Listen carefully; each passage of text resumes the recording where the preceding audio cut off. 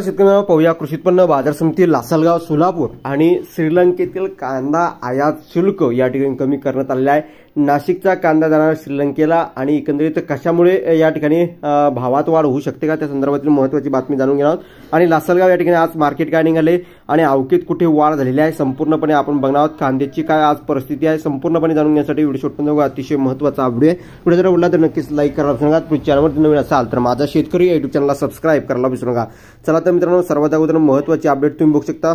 कृषी उत्पन्न बाजार समिती लासलगाव श्री छत्रपती शिवाजी महाराज कृषी उत्पन्न बाजार समिती लासलगाव दिनांक 2 डिसेंबर 2024 सोमवार रोजचे बाजारभाव।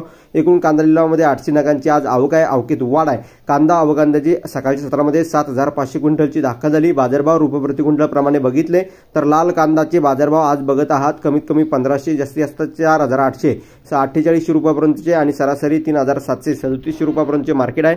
त्यानंतर सोलापूर या ठिकाणी सुद्धा आवकेत प्रचंड सकाळच्या स्तरामध्ये वाढ झालेली आहे। दिनांक या ठिकाणी बघू शकता 2 डिसेंबर 2024 रोजी श्री सेल इराप्पा जावळे सोलापूर श्री सिद्धेश्वर मार्केट यार्डामध्ये दिनांक 510 कांदा गाड्यांची आवक आहे। सकाळच्या सत्रामध्ये आज प्रचंड अशी आवक वाढलेली आहे।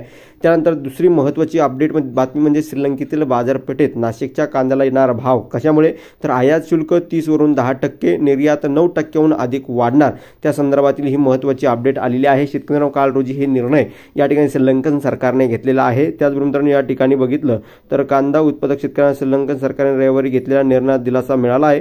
कांद्यावर आयात शुल्क कमी केले आहे। श्रीलंकेने आयात शुल्क 30 वरून 10% केल्याने निर्यातदारात देखील समाधान व्यक्त केले आहे। त्यामुळे आता भारतीय कांद्याला श्रीलंकन बाजारामध्ये जाऊ शकेल, शिवाय दरही चांगले मिळण्याची शक्यता आहे। नाशिक जिल्ह्यातील कांदा उत्पादक शेतकऱ्यांना श्रीलंकन सरकारच्या या निर्णयात सर्वात मोठा फायदा होईल। देशातून जितका कांदा निर्यात होतो त्यातील 9% कांदा श्रीलंकेला जातो। बांगलादेशानंतर भारतात सर्वात मोठा कांदा निर्यातदार देश श्रीलंका आहे।